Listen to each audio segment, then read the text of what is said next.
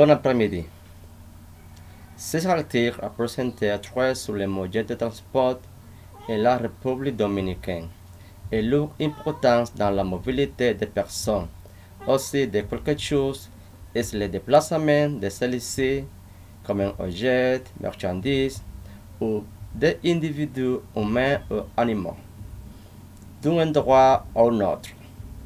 C'est connaît que la République dominicaine existe différents modes de transport, lesquels incluent l'aviation, les chemins de fer, le transport routier, le transport maritime et le transport par câble. Les Dominicains communs dépendent principalement du transport public pour déplacer et dans la ville et entre les différentes communautés ou peuples.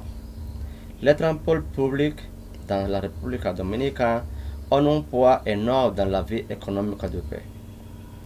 Des centaines de milliers de personnes sont déplacées pour la recherche nationale dans les zones urbaines et rurales dans les différents voies et moyens de transport qui rendent une activité économique de premier ordre ou contrastant la modernité de la métro et les motoconches. Le transport en République dominicaine est un peu particulier, est encore besoin de développer desde un peu plus de progrès, de qualité et de sécurité. Il existe différents moyens de obtenir de point à point. Une partie sont gérées par le gouvernement et leur partie pour les syndicats. Il est recommandé que, lorsque la République dominicaine, notamment Saint-Domingue, la visite est pour planifier à l'avance une sorte itinéraire qui permet un contrôle de transport qu'il faudra.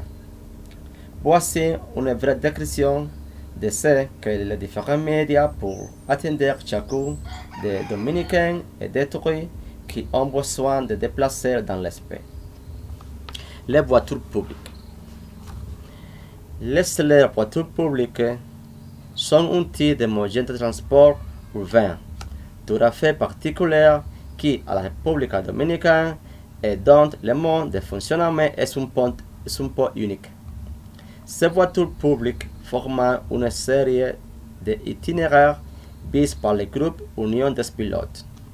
Ces itinéraires habituellement se connectent un avec les autres, où les passagers peuvent changer de véhicule. Ce type de transport traverse les principales avenues de la ville est la méthode la plus commune utilisée. Non pas pressé dans sa cour, s'arrête et s'arrête chaque fois que l'un des passagers en fait la demande. Les autobus 11 est public. Un autre méthode pour transport est dans la ville de Saint-Domingue. Sont les autobus 11, lesquels gèrent pour le gouvernement, et les autobus publics, lesquels sont gérés par des syndicats de pilotes. La gestion de celles-ci est semblable à du pool voiture. Est montée aux passagers pour les émettre de point à autre. Des poules publics souffrent les mêmes inconvénients que les voitures publiques, et c'est le même mode de fonctionnement. Toutefois, les bus de la 11 sont un peu plus organisés et plus sécuritaires, bien qu'il y ait moins que les itinéraires des autres. Cette fonctionnalité s'est remarquée avec des signes et des cabines et généralement arrêtés à chacun ou sinon les passagers doivent demander ir. Le métro de Saint-Domingue. Le métro de Saint-Domingue est le moyen actuel plus organisé, propre et sécuritaire de transport et dans la ville. Malheureusement, c'est relativement nouveau et guère compte avec 12 lignes.